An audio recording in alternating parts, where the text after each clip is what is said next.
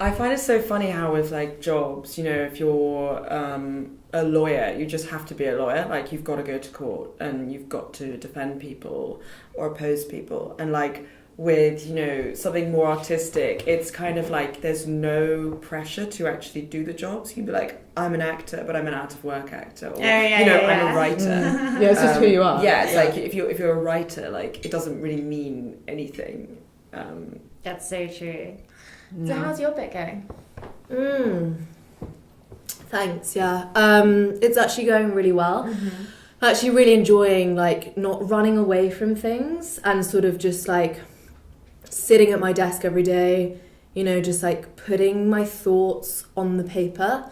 And I just feel like it's actually really refreshing to not feel like I have to run away from things, but just to like sit down and be confronted by the page. Yeah. Is this your first book since what was it called? Yeah, I mean, you know, like I've written loads of articles and stuff. What was that other one you wrote? You mean Free Bleeding? Yeah. Yeah, I mean like... Free Bleeding, what was it? An Economy? Free Bleeding, an Economy. Oh, right. Like I'm just going to go where I need to be at that time and I will let the world tell me where I'm going. You know, I'm not going to decide. I don't have to sit down and make a plan and 5-year plan, say, I'm going to get this done by then, you know. It's actually, we could die anytime.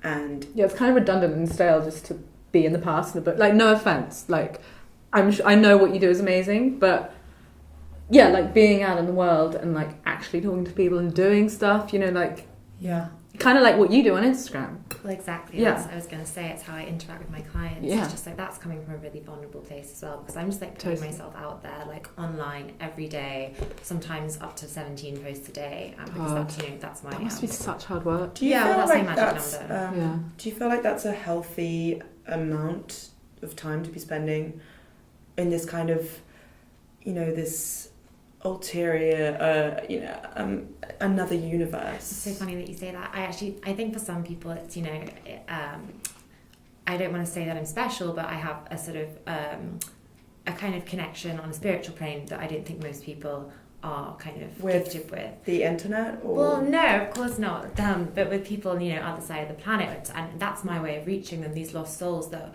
we're meant to be connected, but there's just this barrier between us. It's just, you know, this like bullshit barrier that's just like water and That's land. so funny you say that though, because in my mind, like, the barrier is the social media, you know.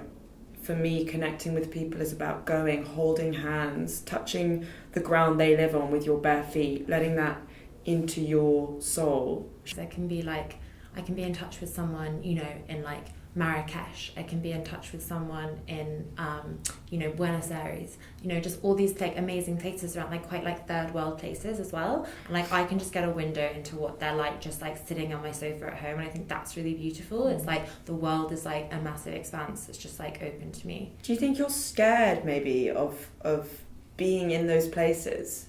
I think, like, as a woman, like, I think we can all four of us, like, agree that we're, like, the single most oppressed group that there is. Totally. And I think there is some fear there. I think there's some trauma. I think it's part of it's my trauma, but I think also it's generational trauma of being just, like, that oppressed and that put down, because, you know, you can't just shake that off and you can't, you know, intellectualize that away. That's a spiritual thing that has to be felt and healed from within. And I can do that, you know, by connecting with people. And I can do that by connecting with myself.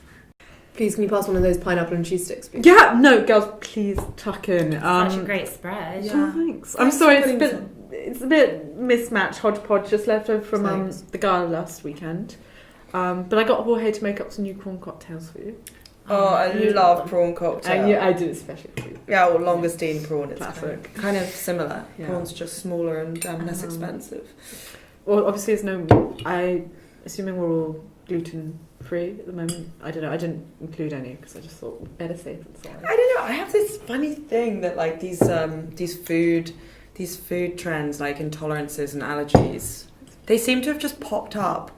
You know, all of a sudden. I know you never hear like Jane Austen talking about like the paleo diet. No, like there's no character in Pride and Prejudice who's suffering from serious gas. No. I actually heard about the other day that you do. That actually is a really well-known thing. And there was this book, and I think it might even be like Jane Austen, where they do talk about being bloated. And I think it's really good that we're finally getting in tune with you know, how we actually feel. That's true. Actually, now I think about it, because Sorbonne in Middlemarch definitely has all of the symptoms Yeah, I of think it being probably was celiac. that, yeah. I was thinking that about Beth from Little Women. Oh yeah. Yeah, she's definitely got some kind of like endometriosis or something like that.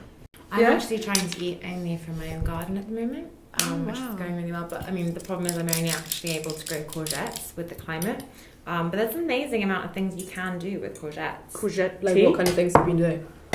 You know, like courgette tea is the obvious one, and courgette pancakes, and I've actually made something that's like kind of resembles a cereal. I can't tell you how difficult it is to get guavas at this time of year. Oh, is that a guava? Yeah. Oh, I thought that was a papaya. I can't actually tell the difference, to be honest. I think that's a papaya. I think guavas are round. Yeah, guavas are much... You know better than me. Yeah, I mean, in You've South been around. America, I basically ate papaya every day for breakfast, and it looks like a papaya to me, babe. You know, I feel disgusting, and I feel like there just should be this movement where it's like, can't we just like re-embrace the pregnant woman, the mother, as like a sexual thing, you know? And I've still been thinking like, maybe I need to start my own line. That could be great for you. That would Yeah. be amazing. Your Great for you. creativity Yeah. needs to come out. Yeah, I'm so creative, and I Mhm. feel so You are stifled so at the moment. creative. And I was thinking, you girls won't know about this, but let me tell you, maternity wear is not pretty. I can imagine. Actually. No, it's really Actually, it's yeah, actually even, disgusting.